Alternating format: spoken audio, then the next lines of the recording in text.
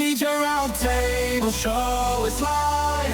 It's the DJ Roundtable Show. Tell another DJ about the show. Please subscribe.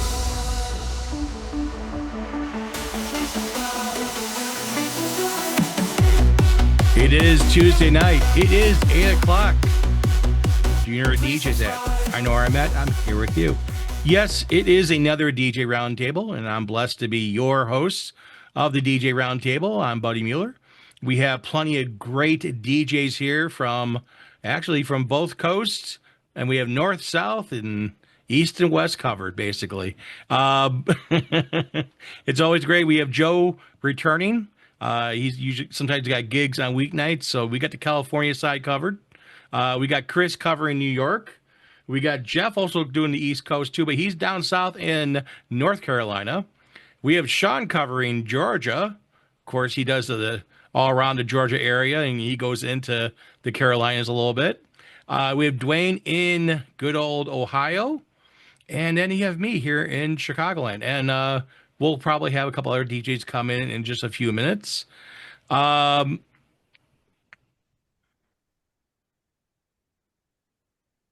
what's going on, Fred? Welcome to the show. I know that Cool Thing has been working on his own show, so he has his show he's working on. So if you want to go follow him over there, if you haven't done so already, he does his own podcast, his own show, and we'll hopefully get him back here sometime in the future. So with everything going on, make sure, again, if you're new here to the channel, here on Twitch watching us, make sure you subscribe to the channel here. And if you're watching us on YouTube, on the tubes, as we all like to lovely call it, do me a favor, help me slay that beast, and do me a couple things. First thing first, make sure you click the like button, give the thumbs up, tell us YouTube that we're good people. The other thing is that make sure you hit subscribe. That way you can follow the channel and follow what's going on. And then, like Chris has the bell icon, and then do one more thing. Share it with another DJ. Share it to one of your platforms, whatever you want to share it to. And that also helps too, because the more people know about the show, the more interesting things that we could talk about, and hopefully help people not fall in the same pitfalls that we have fallen into, and don't repeat our sometimes not very smart mistakes. I know I've made plenty of mistakes as a business owner and as a DJ, and I'm sure other people have too. And that's the reason why we talk about this stuff, so that way people don't run into the same things we did, and we found, oops, we shouldn't do that. Especially, time is money, or wasting a bunch of money on stuff that never works 100%. And as always, your time and your fun here, it's always with us. And again, we thank you for being here. If you're new to YouTube, again, thank you for subscribing and thank you for following. The other rest of you, why not? Tell me down below in the chat why you haven't subscribed. Say it. Hey, I haven't subscribed because of whatever. So with all that fun stuff out of the way, I was thinking, and actually I was talking to Sean today, there is a thing with DJs. And this is a thing I've noticed over and over and over again with some DJs, not all DJs. And that is, are you a business? And are you in business to make money? Or are you just want to play? You want to say you're a DJ, you buy some gear, you buy some stuff, you go out, you do, a cheap gig, and you're not there to make money. You're there just to kind of like go in the pool and splash around, versus you're an actual DJ, an actual swimmer. And there's nothing wrong with that, with someone who wants to dabble in it, have some fun and enjoy themselves with it, and kind of a hobbyist, there's nothing wrong with that whatsoever. But the thing is that, which one are you? And the reason why I ask that is because you have to decide, do you have a business? Do you want to make money? Do you want to be able to pay your bills? And it doesn't matter if you do this full-time or part-time, anytime you're dealing with your own business and has your name on it. And again, this is, we're going to separate kind of the wheat versus the chaff. Is you're making money to pay bills, you're making money to pay yourself, you're making money to buy new gear. That's what happens, and to grow the business. And eventually, like what I did and some other people have done, is not do your regular 9 to 5 job, concentrate on the business full time and do this as your full time job. That you're actually making money and you're actually got income coming in. And there's nothing wrong, again, like I said before, if someone's doing it part time and enjoying it and wants to go to the full time route as a plan. Now I have two guys here who retired their regular job and do this full time. I have a friend who also retired his job doing this full time. So it's one of the things that you have to look at.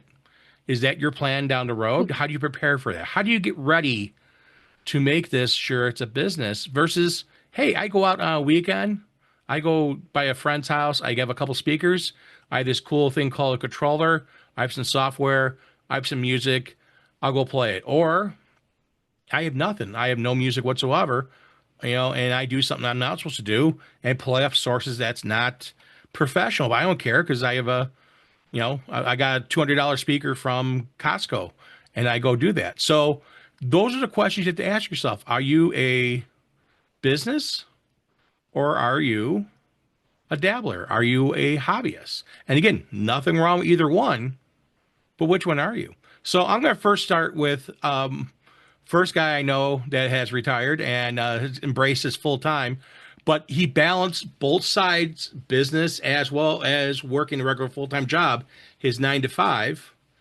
and now is doing the business full time. Jeff, I wanted to come to you and ask you, what are some of the things you had to do to prepare when you were, leaving your full-time job and going into the business more deeply now that you're kind of a couple months in and your feet are not just wet, you're like neck deep in it? Um, I wouldn't say that I am in it, full time, as kind of what you're saying, but I'm kind of in between, full time and dabbling. However, everything that I do, I put 100% into, and I want it to look professional. And so, yeah, I mean, as far as a full time business, I do not look at it as that for myself. I am not out beating the street to find business. Probably 95% of all the gigs that I do come to me, find me through word of mouth. So, like, as we've spoken before on the show, I do not advertise. I do not go to wedding shows. It's just word of mouth, and that's enough for me to handle. That's all I really want to do. But as I tell my wife, I make enough money to pay for my gear, and I'm happy with that. So, and I love gear. So, as everyone on this panel probably in the same boat. But I treat it as a business. I treat it as even though it's not my sole source of income, it is something that I treat very respectfully. When I deal with clients, and every dealing with a client, it is a business. It is a business transaction, and I want them to be 100% satisfied. I want to underpromise and overdeliver on everything that I do.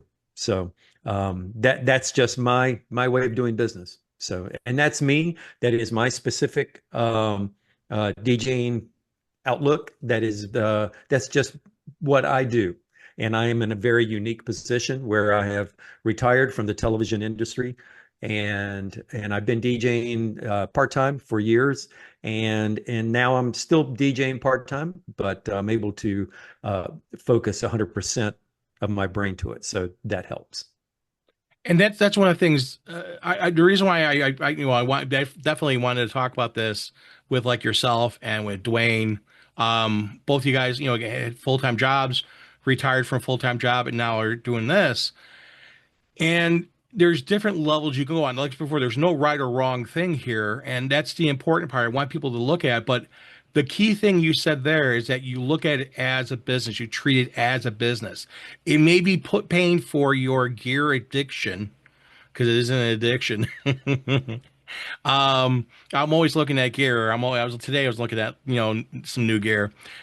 So going to Tracy going, I want to buy this. No, she said yes. She said yes. She said, yeah, she said yes. Of course, it was just replacement batteries for some lights, but still, I was like, I need to buy some replacement batteries. So it's one of the things that when you pay for and you buy things, I think you have an appreciation toward it versus someone who, again, just does it and doesn't care as much. And I think that that's the other part is that, Jeff, you care. You care about what your customers perceive you, even though you're not advertising, let's say on the Knot or on Google, you're not paying for the advertisement. You still have a reputation, and people are coming to you because you have this reputation of a good DJ who performs a great service, has a great look, and is very well done and very professional. And one of the reasons why you're also on here too is because you're professional manner and because you have such depth of knowledge. But it's those things like that that I feel that separates a professional, or even you're not saying you're full time, but you're doing this as your as your gig, because you get your regular income coming in for whatever you have coming in for your home, but it's still, you're taking this very, very professionally, and you're saying this is my little world, my little business, and this little sign here, this card, this place is important to me. And that to me, I feel is a huge thing that separates a full-time business DJ versus someone who is dabbling in it. Someone who just says, I don't care about what I charge, or, hey, you know what, I'll go do this, and, I don't care what equipment I have. I got some stuff, and that's the thing is I see a lot of and posts, especially on some of the wedding sites and stuff like that, of DJs. And we all see the DJ disasters and the bad setups and stuff. And, there's always a person that says, oh, well, at least they got the gig. They got the gig. They got hired. And to me is that the people who got the gig and got hired, that's great. But how did they represent themselves? Why did someone hire this person for said gig? Doesn't matter what it is. And when someone hired that person for a gig, did they know that this person is just a dabbler and is dabbling in it and they don't take it seriously? Or is it someone who does take it seriously and they're just starting out and they don't know where to go? And that's just why I'm doing this, because some of the things as a full-time DJ you got to look at is paperwork and understanding things and having flow. And I know Sean has talked about it on his channel. And if you haven't done so already, you can go over, his link will be down below on YouTube, the DJ Biz School. You also have Cue It Up as well with Dwayne. Both of them have information out there about how to better your businesses. And again, we talk about that here as well, but it's always, to me, how can you make a better choice on things? And when you have people out there representing themselves as a DJ, sometimes, they're not, how can I say it? Not the best to go through or do. And that's the thing you want to look at is how can you separate yourself from those guys who are doing stuff part-time? And I saw a chat going on over here. I'll get to the chat in a second or two. But I want to go over to my other recently retired person retired from their many years in their regular job. Decide, hey, you know what? He was a DJ beforehand, was DJing. Got into a few years ago, always been in music. Actually taught music in school, and now does DJing full time. So, Dwayne, as I said to Jeff, how did you prepare when you were looking at, hey, I'm leaving my regular job, I'm retiring, and I'm going to do this as my business, as my go-to, as my full-time thing, as I concentrate on this. And, have you, since you've retired and since you've now started the business, much more deeper into it, kind of like Jeff has, have you changed your mindset from when you first started to now? And again, it hasn't been a long time, but has anything changed? No, because when you work at a 9 to 5 and you kind of like start to not enjoy going to work, then it's time to look for something different. Two, I was I was lucky to put in enough years, so it's almost like a no-brainer because it got to a point where I saw I started to get gigs, good paying gigs, and saw what I could make and what the potential was and what I would make if I was to continue to go to work and then work at a job that kind of like makes you not mentally well or stressed out and then try to DJ. I'm like at that point where I saw if I could make more money by walking away and retiring and living off my retirement and just use the DJing thing as I guess you could say splurge money or play money. Then that was the time for me to get out as opposed to waiting and trying to do both and burning myself out and not reaching my full potential and then enjoying myself. So it was easy. It was an easy decision for me for the situation I was in. And so now that I've gone out, I can concentrate more of doing what I like to do. So it's almost like an athlete that gets paid for playing something that they will be doing anyway. So that's the way I look at DJing. And that's one of the things that, one of many things that when you go from working full time, and I did this in '08, I had a choice when the company I worked for um, was sold to another company. A new company came in the market, said, "Hey, you know what? Um, you make too much money. um, we don't want you," basically, and severed myself and a few other employees. And you have a choice when you look, and do you want to go looking for another job to work and deal with it, or did I had a choice to do that, or concentrate in the business? And the business was at the cusp of, if I don't invest more time into the business, I'm not going to grow anymore in the business. I'm not going to be successful. The business is paying its own bills, but the thing is that I'm creating some more bills because I want to grow more. I want to advertise. I want to do certain things. And But I was that's also, oh, when you get finished, I add more to it. no, go ahead. Go ahead. I was going to say also running a DJ business, you're the boss. You're not getting up, going, working for someone else. So you had to, that was like a change for me. Whereas I know going to work 9 to 5, I know I'm going to get a paycheck no matter what the circumstances falls. But being a full-time DJ, you're the boss, and it makes you want to grind and hustle a little bit more if you want to be successful. So it's a difference between those two. So I've seen more of a mindset of a go-getter now as opposed to when I was doing part-time DJing and working a full-time job because my mindset was I don't have to DJ quite often because I'm getting this paycheck over and over. Now it's like I'm not getting a paycheck except for the once a month thing. So now my grind and my focus and drive to go out and do more and expand changed. And when you, I'm sure you ran into the same thing I ran into, and you do the math, and you're like, I want the business to be successful. I need to concentrate on it. I need to say, okay, fine and great. Do I go look for another job, or do I just go and work the business? And that was, again, that was 2008 for me, and I have not looked back. And because I do the business full time, and I know you said that you're the boss. We're not the boss. And I will tell you who the boss is. It's the customer. The customer is your boss because you want to make the customer happy. And No, just with like, no, I was saying you're the boss because you make your own time. That's what I was referring to. As opposed to working a 9 to 5, you have to be there at a certain schedules time. and stuff like And that, right. yes, you But have to. I find myself working harder now and pulling long hours because it takes doing the Cue It Up DJ podcast, doing a podcast is more work than doing the lesson plan, than doing DJ work and then all that stuff. It's more time, but it's I enjoy doing this extra work because this is something that I love, as opposed to going to a 9 to 5 and not really enjoying what I'm doing.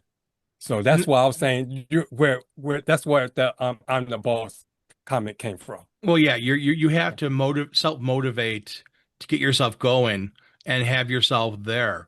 Uh, you're again the boss is the customer. That's the big boss, but you have to be kind of a self regulating authority over yourself to not only motivate you, but also schedule things, time management, be aware of things. And I know Mike is chirping some things over there in the chat. That is Dwayne's partner in crime over on Cue It Up.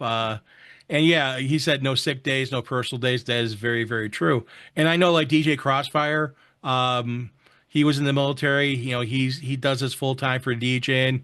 There's a few other people out that do it full time for DJing.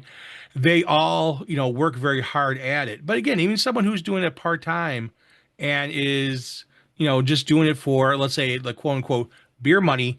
If you're taking it seriously and you treat your business as a business, you know, hopefully you are. Uh, you can still grow your business, but keep it at the pace you want it to be. Do you want to be neck deep in it? Do you want to be toe deep in it? And that's the decision you have to make, but also you have to do things professionally and do things the right way. Make sure you take care of customers. Customers are the big thing, and your customers are your boss. They're the ones who pay you. Because without customers, you don't have a business. And I just told that to another DJ who said that they work with their customers. Yes, we all work with our customers, but ultimately the customer has the final say. They're the ones paying us. They're hiring us as a professional. We're their employee in one way or shape or form you want to look at it. And we're working to advocate for them. We're working with them to make sure their event is, you know, 100% correct. And we want to make sure and help them make informed decisions. And that's, you know, like I said before, the decisions I made in '08 to grow the business and go down that path of DJing, it was very, very difficult because the fact that, you know, not having that extra income, you know, it wasn't there as much as my regular job. But now, you know, it took a little bit of time, but a lot of hard work. That income is actually greater than when I was working for corporations in management. So it's a totally different area, but it's a whole nother aspect. There's a lot of things, especially like, you know, understanding taxes and so forth, so on, which if you're a business owner, you kind of have to wear multiple hats. And thank God I have a great partner with Tracy who handles certain aspects of the business, including the financial part and the taxing part. But some of the people here, such as like, you know, DJ Brentley, Joe, you, Dwayne, and Jeff, Chris, uh, you know, Sean, you guys all do a lot with multiple hats for multiple things. We all do. But, you know, some of us have partners. Like, again, I'm blessed with my wife being there. I think Sean's wife also helps with his business. Joe, you have your other half helping you a little bit. Yes, my wife and daughter, both of them. There you go. And how you know when you went full time for the business for doing the DJ business, when was that? And you know what made you say, "Hey, I want to do this full time. I want to do the business." So I was an aerospace engineer for about 32 years. When I got married, I basically um, I want to say, I started DJing 3 months after I got married. So I had both business, you know, my business and working 9 to 5. But I retired, or should I say, yeah, about 2010. I said, you know what, enough is enough. I can't do this anymore. It was just too much, draining. So it was important for me to basically get um, your business license, you know, your LCC, and become an escort. That way you can start writing stuff off. Before it was just like, well, I'll do my taxes, I'll depreciate this, depreciate that. But for the most part, it just was important for me to take this to the next level. So I started going to the seminars, networking with other DJs, just to grow. Because again, I heard it from a friend of mine, and I'm not going to bet, dog on it, but he says, well, I get all my training from YouTube. I said, well, you got to go out to some of these seminars, go to Vegas, go wherever, Atlanta, wherever, and network with the professionals, because that way you're going to be able to grow your business and, you know, put a value to everything. A lot of times people just basically take it for granted. They don't do a cost analysis of their equipment, their time, and then they DJ. So when you put it all together, I mean, sometimes you devote like 15 hours, 20 hours before the event even starts. And then another 8, when the event. So it's a juggling act, but as someone said, it said starting a business is hard, working a 9 to 5 is hard. Choose your hard. So for me, again, I started 2010. I just said, you know what, I don't need to do this anymore. I have a good friend. I don't know if you can see it. Michael Wita. Can you see it? Yeah. Yep. Yeah. So The Secrets of Corporations and LCC. Great book. You can get it on Amazon. It's Michael Wita. If you want to take your business and get it registered and so on and so forth. That was another thing for me. It was important for me to have the professional disc jockeys registered as a trademark, because anybody can go take their name and use it and fly with it. All those years that you put your work into your business, somebody comes in and says, I'm going to take your name, and now here you are, you invested 20, 30 years into your business, somebody else is using it in another state somewhere else. So again, it's very important for us to value it, and it's all about perception. And you see all these setups, and you kind of have, okay, I'll give you guys an 8, 9, 10, whatever. But at the end of the day, we have to decide financially where we want to be, what equipment we want to buy. Do we want to sit there and say, do I hang on to this thing until God knows when? There's a few things that I've had for 20 years, but my philosophy is use speakers, controllers, 4 or 5 years, sell it and get something else. That's part of my business plan. Well, plus also again, technology changes and there's always improvements, there's newer things, and you should look at how to improve, how to add some additional services, how to add more customization, how to add things to your business that will separate you from your competition. And it's a hard thing. Again, go throw money, but it's not just go throw money, it's spend money wisely, making things, like you said before, analyzed. Will this help my business? Will this microphone make me a better DJ? No. Will it make me sound clearer and better when I do talk? So more people are not saying, hey, that DJ last weekend sounded like Kenny from South Park, or sounded like the voice of God coming out of those great sounding speakers. They didn't know what it was. They don't know how good the speakers are. They just know that it sounded great. They had fun. They enjoyed themselves. Those are little things right there, those proper tools to get you there, help out tremendously. It's like DJ Crossfire with his booth, with the LED panel booth on all 3 sides. What is that? It separates him from other DJs, but he can do things that other DJs can't do. It's like Jeff when he puts his booth up there, like what you have there. He has the same booth, like Jeff does, or I do when we do the video DJing. It separates us from other DJs. And again, that booth right there is the next evolution in that. And it's not a cheap thing. And again, you have to look at how many gigs are you getting that you do the video DJing. If you get 1 or 2, okay, fine, great. If you're getting 10 or 20, it may be worth putting an investment into it. And that, again, they're not a cheap thing. But anything you do, you want to make sure that you're investing into your business, not just buying things to buy things. If I just want to buy things to buy things, it's a waste of money. And that's one thing you don't want to do, because when you do find something you need, you don't have the money for it. Well, guess what? you're kind of, out of luck. And speaking of luck, Chris, he was lucky to have a gig with his foam party and stuff like that. And again, Chris has a regular full-time job.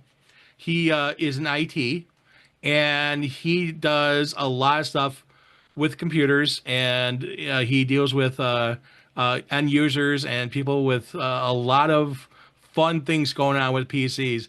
And I'm sure the first thing he says to someone, "Did you turn it off and turn it back on?" Because 9 times out of 10, that does help. But his passion and his fun thing for many years has been DJing, and for the past few years, he's done foam parties.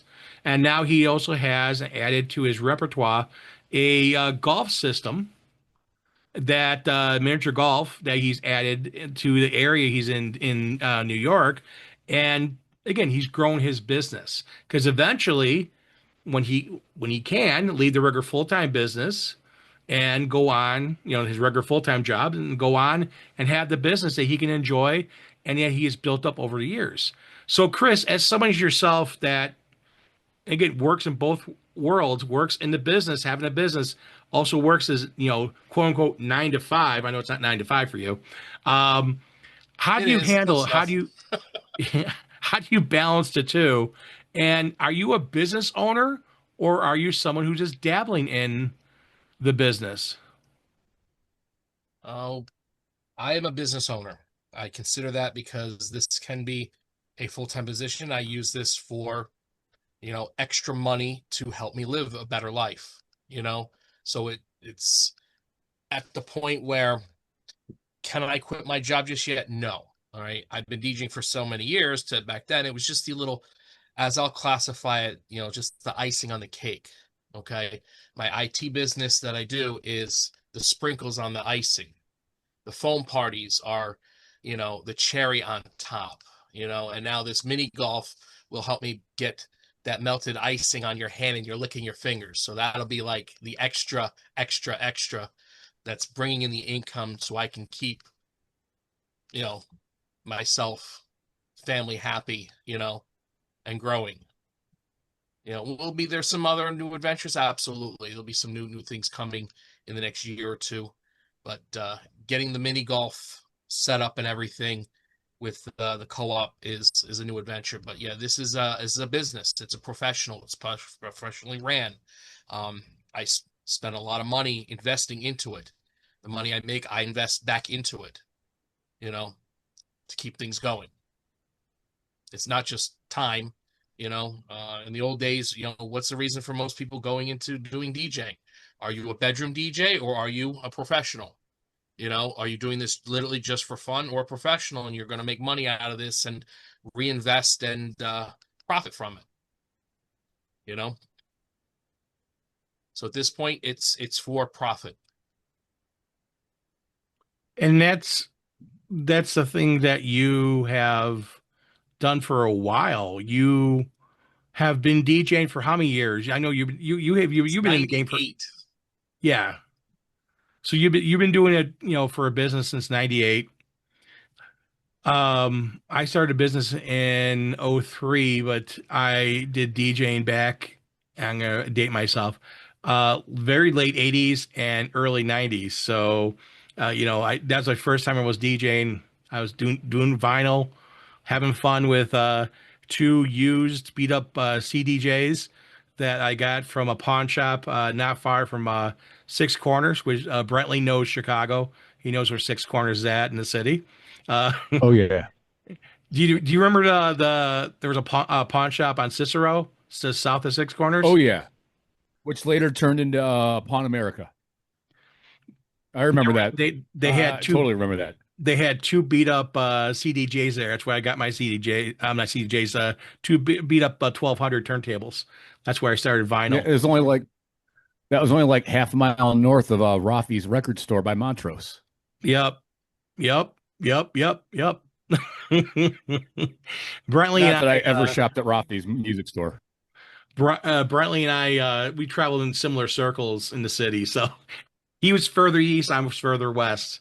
But it's fun because, Chris, again, you have your regular full-time job and you're doing this, and you're putting 110%, because every single time I talk to you, and I've known you now for what, 4 years now? Three? Okay, 3 years. 3 years. 2022 is when I. No, you know what? You're right. It's about 4 years now. 4 years, yeah, 4 years. Yep. And in 4 years, I've never heard you not talk business. And that to me is a big thing. You know, Joe has his business. He's very passionate about, has great pictures. He also has the that table, you can call it, his audiovisual theta. The audiovisual theta that he came up with is because of him grinding day after day doing this and understanding the business and how to make something to help DJs out. Now, if you haven't done so already, you haven't got one of those, you should go look at it. And I will put a link down in YouTube down there to Joe, so you can go take a look at it. You should get one. Again, if you're out there, you're a DJ. I was talking to Chris. That would be perfect for Chris for his phone parties. You know, it would be something he can work with very easily. But Joe working 100% for the business. Jeff, every time I've heard Jeff talking, and again, he's been on the show for quite a while, always talks business. Dwayne, always inquisitive for business, always talking business. Sean, who has business classes for DJs, always talking, thinking business. Now, again, we talk music, we talk gear, we always do this, and that's to help everyone out. But again, everyone here takes business seriously. Brentley takes business seriously. Again, he started out down here. He was a musician. He ran the road. He was playing, instruments in a band, and then started DJing. And he was DJing before then, but really took it and said, "Hey, I want to do this as my business." And he's been a business person in Wisconsin for many years. So, Sean, I want to go to you first before I go to Brentley, because I want Brentley to come up behind toward the end.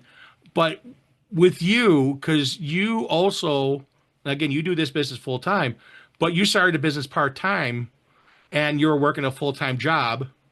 And that job, we're working at McDonald's, frying fries. And when the bell rung and Ding's fries are done, no, seriously, he was working a regular full time job when he started his business, and now he's grown it. He's actually down in Georgia, moved from Wisconsin down to Georgia, and moved his business. When you did that, and you moved your work, everything from one place to another, did you say to your wife, go, "Honey, I'm keeping the business and we're going to make the business grow and be successful in Georgia"? Or did you just say, "Hey, I'm going to keep dabbling in this and having fun with it"? What was the route you went with your wife? Yeah, so I mean, we knew when we were moving down here that we were going to start up the business. So we, months before actually even moving to Georgia, were already establishing our business, doing research on areas, looking into potential business names, seeing what's available for the state, what hasn't been registered yet, looking into website domains, all things kind of to start. And then we had our website fully functional, our Google business listing, all of that running, and we were actually taking bookings before we were even fully moved into Georgia. So that way, once we moved to Georgia, we were able to hit the ground running then and already have events going down here. I was going back and forth that first year between here and Wisconsin. And now we're launching another company with the help of my parents back in Wisconsin as well. So we're going to be running 2 states. And that's a fun thing to know, that you're going to be doing the business, not just one area, but 2 areas. And again, your parents have done stuff for a while up there in Wisconsin. And now you're taking the reins and saying, "Hey, I'm going to have 2 markets." Your parents are going to be up there, primarily up there, and you're going to go time to time to help them. I know you're going to go up there not too far from now, go up there and help them. and get more going. Because again, you're more deeper into business than they are. They're kind of new to the DJ business and event DJing. They done karaoke and some other stuff, but they want to get more into the events and other stuff because it's more profitable than karaoke. Karaoke's a nice thing. The other stuff makes more money. The Oh, big yeah. leap when you moved down to Georgia and stuff like that, what was your biggest hurdle you had to overcome moving the business? Um, I don't know if there was necessarily a big hurdle with moving it. Um, for those who know, our Wisconsin, we sold our business in Wisconsin. Bradley knows it turned into a giant, get that mute button ready, cluster. Mm, Um, the That's an gentleman who understatement. bought it, yeah, big understatement. The gentleman who bought Yeah. that business ran it into the ground in, I don't know, 3 months time. Not That even. Not even. that that that was Not even. painful to watch.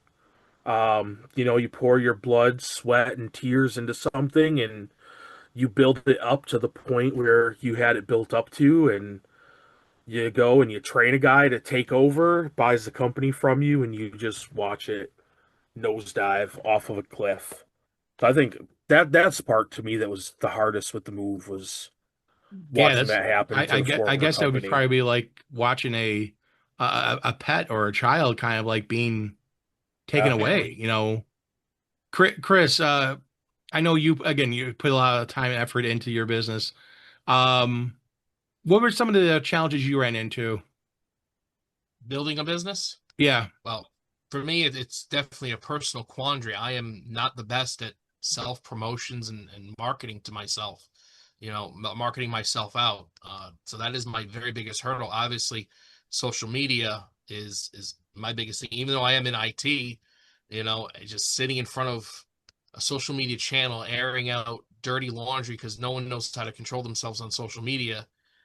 Every negative aspect that everyone puts on social media, it takes 10 times positive just to negate a negative, you know so you don't need that stress when I'm already very busy doing a regular full-time job and doing the DJ and trying to get other businesses to promote a good time for people. And the toughest thing is keeping everybody trying to be happy. I mean, you can't please everybody, and that's what everyone expects a DJ to do.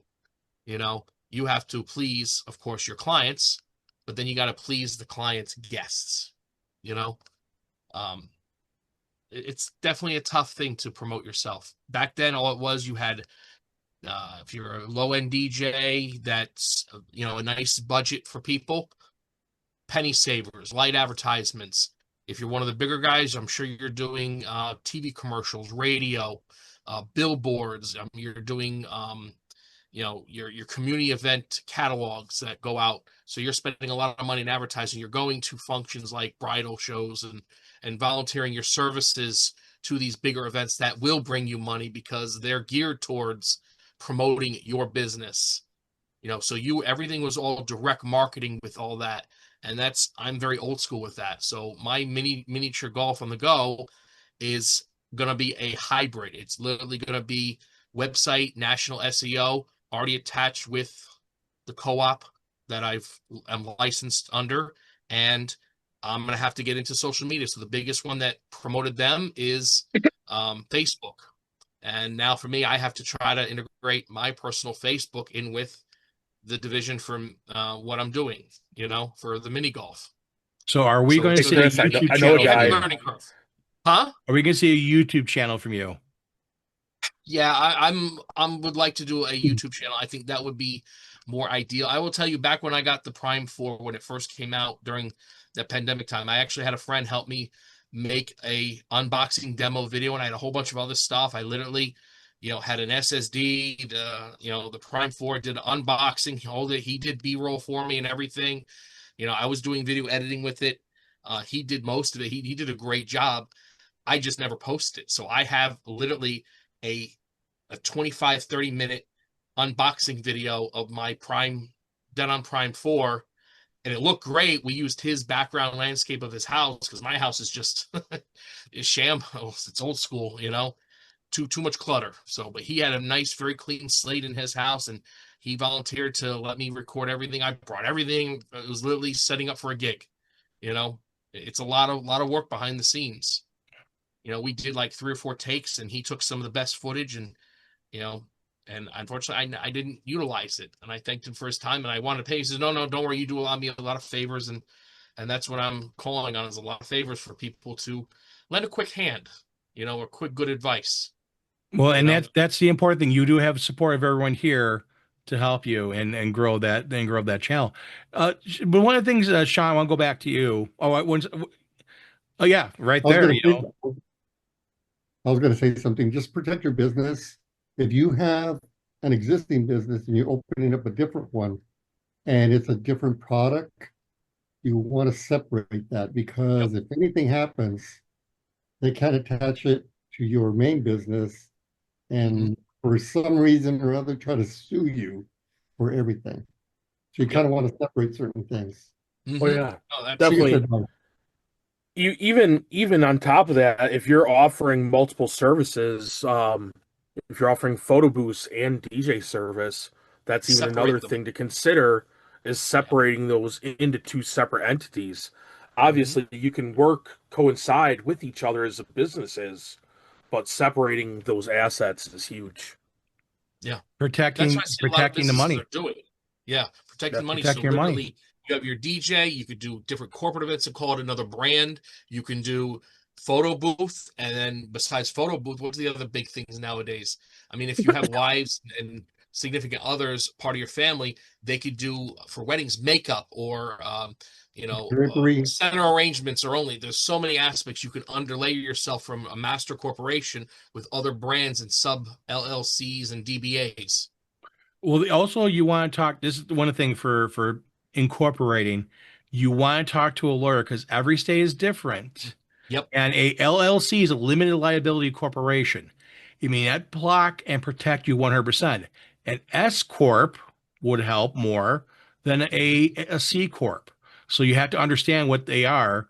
Again, coming from the background of income from corporate, I know what a S corp is, a C corp, a sole proprietor, and so forth. There's different levels of incorporation, and if you want to be most separate from everything, it's an S corp. It's the most expensive way of doing it. You have to have a board. That's when I see people that say they're a CEO of their business. I ask them, are you on the public exchanges? Are you on NASDAQ? And no, then you're not a CEO. You have to be a chairman of the board, your chief executive officer. That's what it stands for. That means you're in charge of the business and you're chairman of the board. That means you have a board of governors of your business that have shares of your business. You can't make your dog part of the board of trustees because they can't vote. Your cat may look really cute with the laser chasing after it with their little paw. They don't count. Your goldfish can't sit on the board and bring up, opposition to a item you want to buy and saying why you want to spend the money on this. You don't have a CEO, you don't have a CFO, you don't have an information officer, you don't have a board of officers that you're in charge of. Now, are you a president of a company? Yes, you can be president of a company. That is not a problem. You can be a sole proprietor and be a president of the company. You can be the owner. And again, I claim to be an owner of the business. Do I have a board? No. My wife and I, we have a couple employees. Yes. But the thing is that how you incorporate, talk to a lawyer before you do that. And you have to look at the legal lens of what you are. And the IRS is part of that. And if you're doing taxes as a business owner, you need to, go that route, and you need to make sure that the IRS knows what you are. If you're a sole proprietor, you're not a CEO. When someone puts down their CEO, they're not a CEO. Monthly meetings, like that varies from states. Here in Illinois, you need to have at least one meeting a year. You need to have they have minutes of the board need to be recorded. So you need to have someone to come along and type out the minutes of that board meeting. all officers of that board have to be present during the meeting, and you'd have a lawyer present for them to signify that everything was done properly. So you got stenographers sitting there typing out what exactly the board has said. And just imagine you have a board of yourself, Mr. Mittens, Fuzzy the dog, and then Bubbles the goldfish, and yourself. It's going to be a very small meeting, and you're going to pay a lot of money for that. So you have to talk to a lawyer. They will walk you through that. Now, protecting your business, like Joe said before, making sure that you trademark things and that you have things protections. Again, talk to a lawyer about it, get the ball running, and do the legal stuff, and you'll save yourself a lot of headaches down the road. You want to make sure that you go down that path, do things right, talk to people that know. And Sean, I want to go back to you real quickly. When you sold your business originally in Wisconsin and moved down, and you changed your name of your business and stuff like that for Georgia because a different market, different thing. What was the biggest hurdle you ran into far as doing that, far as registering your business down in Georgia? Because it's different from Wisconsin. Yeah, so I mean, honestly, the registration was pretty smooth. We are an LLP, so we're a limited liability partnership. Um, it was honestly it was smooth. It was easier than Wisconsin to register. We did down here. Our city requires us to register every single year with the city, even though 90% of our events we don't do within our city limits because we operate the business from the city limits. We are required to pay the city each year. It's like $50, I think. Um, County, there was nothing for us. State, we had to register with the state, and then obviously registering with the IRS. I went to college for business, so I think that just kind of gave me a ledge up into that side of things in the industry. And that's part of the reason why I've been able to grow the businesses so well, is so many people, they have that DJ background, but not the business background, where I had both backgrounds. I grew up, my dad owned a DJ company as a kid. So that's what got me into it. I went to college then for business management, and that kind of helped me be able to grow the businesses and get everything moving. I want to see a quick show of hands. And I can't really raise my hand, but Tracy does have it.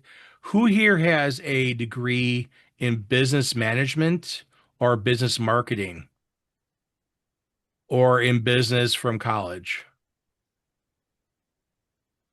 Sean, you got one? Yeah, I majored in Your hand's accounting and minor disappearing. in So business. Sean Brentley, Tracy Oh. has her associates and she has her bachelor's in business management. And the reason why I asked that, it doesn't mean just because you have doesn't mean you're automatically a business. It helps. It's one of the things that it helps you defy certain things. And if you have questions, ask someone who has a degree, ask them some questions about the business, and that way it could protect you and help you grow. Joe, you wanted to say one more thing? So my daughter has a master's in business as well as marketing. So she has two master degrees. So she helps me a lot. And that's the thing, rely on someone. If you don't have the skill set for it, the understanding of it, ask, talk to other people, talk to people you trust and know. It could be family members, it could be friends, not just, go Googling, hey, who's got a business degree I could talk to? Because that person can run you down, doesn't care and going to run you down the wrong path. But again, Joe has family. I have Tracy, who also works the business with me. And, Sean and Brentley both have degrees in it. It's again, if you have a degree in something else, it's not a bad thing. Having a degree is a good thing.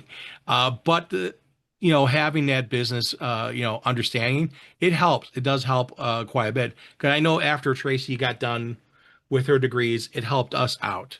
And it streamlines certain things. It makes us think things a little bit differently. And just because we have doesn't make us a better DJ service.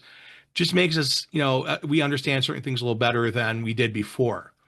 So I want to go to Brentley. Brentley, do you have a business, or are you just dabbling your toes in the DJ world?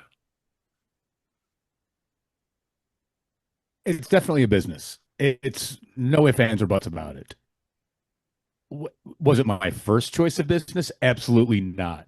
Nowhere in my wildest dreams did I think something I was doing to get women and get drugs and party when I was like 16, 17 until my early 20s would turn around and be my full-time job. And it is a full-time job. As much as people, and I will joke about it constantly, that I don't have a real job. No, I don't have a 9 to 5. And Dwayne, you said it best. We work more hours not having the formal job than we actually do working the 9 to 5 gig, or, whatever it was. I mean, in between, like when I fully decided that, and it wasn't even a conscience, like, I'm going to be a DJ, this is going to work. I had two options on the table, and this was in 2017. I had basically drank myself out of the GM position, intentionally, mind you, of the club here in town that I now have keys to and DJ at all the time. Go figure. But I went to my daughter, and I'm like, we have two options. I can go manage another club. And there was a club opening in lacrosse that was more my speed at the time, running a music venue, not just a nightclub, but a full faceted music venue with full production, full stage, kitchen, the whole 9 yards. Or, and I told my daughter, I can go try to DJ and make a living on this. And I knew I could pick up a few gigs around the area without a problem. But was I going to burn off my savings and not have anything to eat within 3 to 6 months? And honest to God's truth, if it wasn't for me going into weddings for a company that, yeah, he gave me a chance, but showed me everything I didn't want to be. Every aspect of the wedding industry I loathed, hated, did not want to be a part of, was everything he exemplified, whatever you want to call it. And yeah, it paid my bills, but by the time I started working for him, yeah, I maybe had $1,000 left in my savings. I'd sold probably $6,000-$7,000 in musical instruments to get some more DJ gear, pay bills, fix my car. Like, at one point, I was almost crying about it, but I had 1981 Rickenbacker 4001 Maple Glow. At the time, you don't see those very often, and I paid a pretty penny for it. And when I went to the guitar shop, who I knew would pay me close to what it was worth, I was almost in tears, but I knew at this point it was either get some new speakers to replace the ones I just blew, pay my rent, or I'm going to have to get a real job again.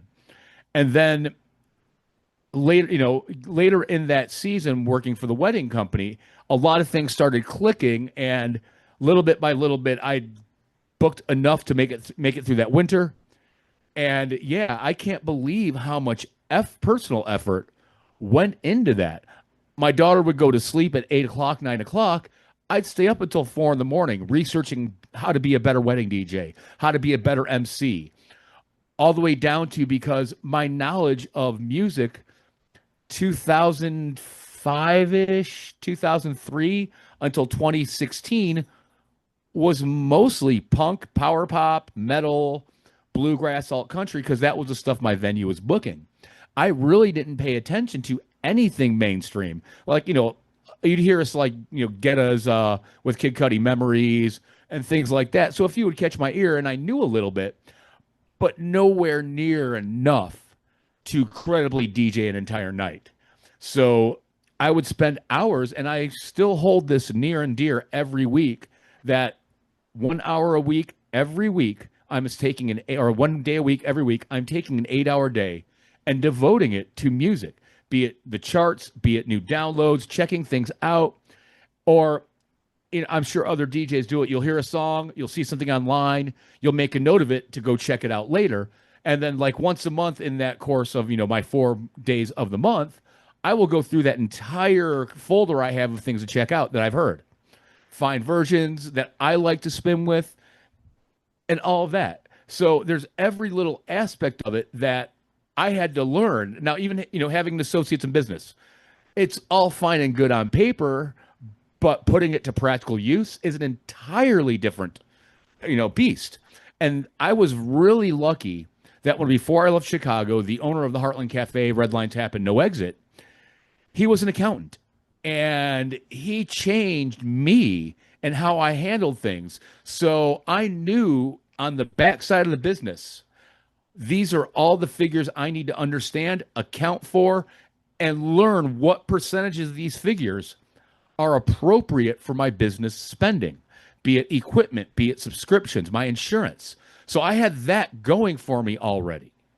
So the business side of it wasn't very difficult. And then coming from the music venue, it was a slight change in how I presented my posts, because I wasn't posting for a theater and their performances, a hippie music venue, or the rock club. It was now promoting myself, which, Chris, I totally get what you're saying, that it is hard to promote oneself on social media. You have to be willing to basically just, and this is the point I came to. If I can't throw it all out there in any way, shape, or form I want and run with it, then I shouldn't be doing this. And that's for any aspect of the business. So in order to promote myself, even though it's not my favorite thing to put the spotlight on myself, I've had to come to terms with it personally to agree with it and be like, okay, if you don't do this, you're going to starve. And that comes to the point I'm going to make about, this whole package. When I made the decision, I also made the decision that failure is not an option. And no matter what I do, I have to make sure I keep a roof over my head and my daughter taken care of to the best of my ability. When I did that and weighed out personal, ability on a salary job running a music venue, or the earning potential and time potential for taking care of my daughter and everything else, there was no real question. It's just now, do I have the business acumen to put it all together and be able to do this successfully?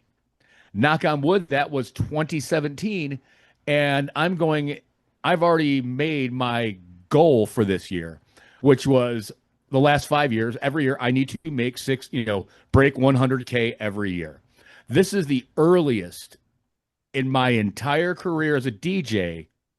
I'm 6.5 months into the year and I've hit my 100K mark, which I didn't even, it blew my mind when I was doing my weekend settlement, getting ready to put all my paperwork away. So now it's really icing on the cake. And now how can I, at a minimum, match this? But how can I better this, make more money, and all of it, the whole picture of it? And a lot of DJs, will laugh, give me a hard time. And buddy, you've even, said bars aren't worth it.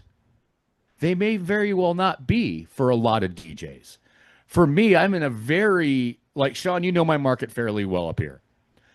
I'm in a town of 55,000 people, basically, surrounded by another 150,000 people with all the outlying communities.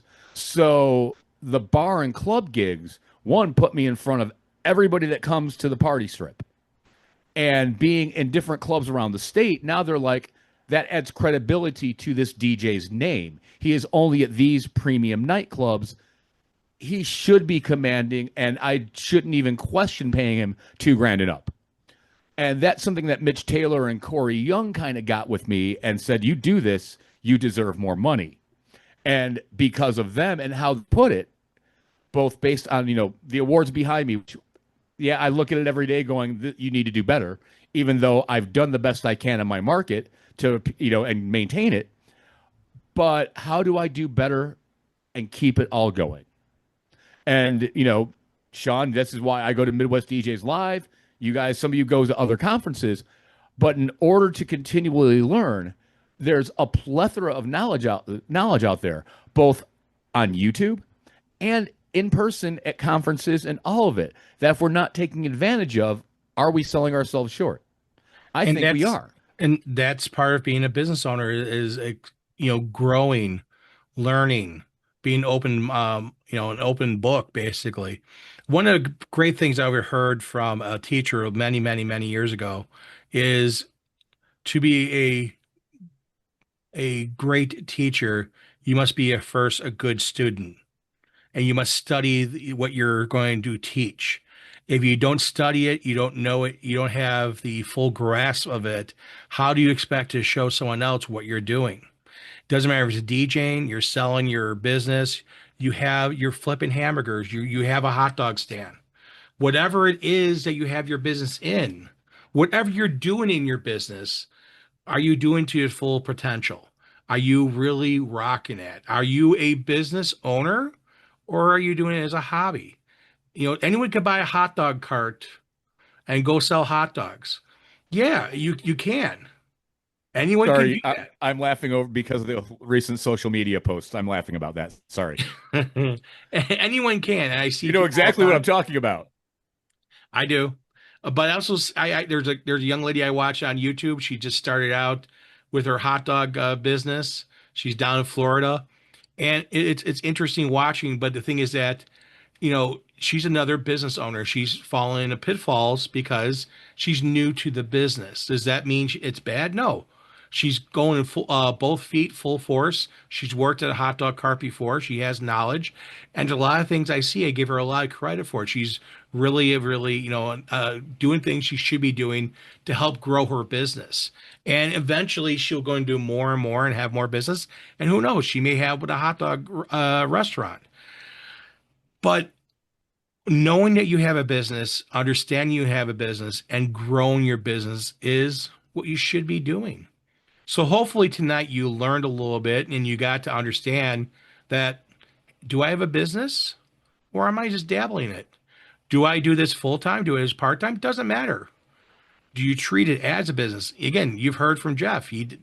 Treats it as a business. He did part time, did full time. Dwayne, the same thing. Joe, myself, Chris, Sean, Brentley. And Brentley's other choice when he was looking to go get another job was actually he was going to be a hand model for like Jergens and other moisturizers, but the tattoos kind of like push it off a little bit. So they're like, yeah, you can't be a hand model. Sorry, dude. Because they put the My hand lotion hands on are and sexy. rub They're it on very the camera. sexy, but they have ink. Yeah. See. I suppose we could AI all that out now. Well, nowadays, yeah. But the thing is that, it's one of the things that when you're sitting there and you're deciding, should I do something? Should I not do something? Think about it. Ask a friend. Don't be afraid.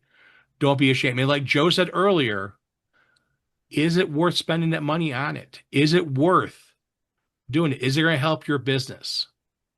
And like Joe also, he was saying in the chat, the other thing also with S corps, you got to have those meetings and stuff like that.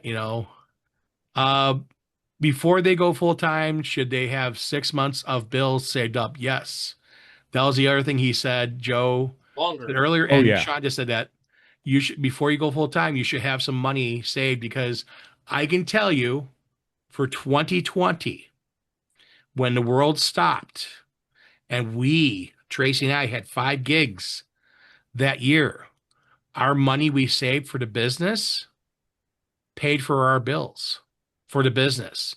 She was still making her regular job money, but the business bills had to be paid too. And could she have paid that? Sure. Could we do that? Not a problem. But why are we paying the business's bills when it should pay itself? And the money going out, yeah, we spent a lot of money. We did things to make sure that we went through 2020 with 5 gigs. And we survived. And 2021, 2022, all great years. And we have our nest egg again, and we have money sitting there. Why? That's what a business owner does. They have some money for just in case, that rainy day fund. So think about that next time. So now that we went over a little over an hour, I appreciate you all, everyone here, and all you guys working hard every day. Enjoy yourselves. But I think tonight I'm going to have Chris take us out. And Mr. Foam Party there. And Mr. Golf, Mr. Golf, if you could take us out, Got be another greatly big one appreciated. this weekend. There you go. Well, ladies and gentlemen, have a great night from the DJ Roundtable. We'll catch you all next week. Same time, same YouTube channel. Later. Good night, everyone. Please subscribe.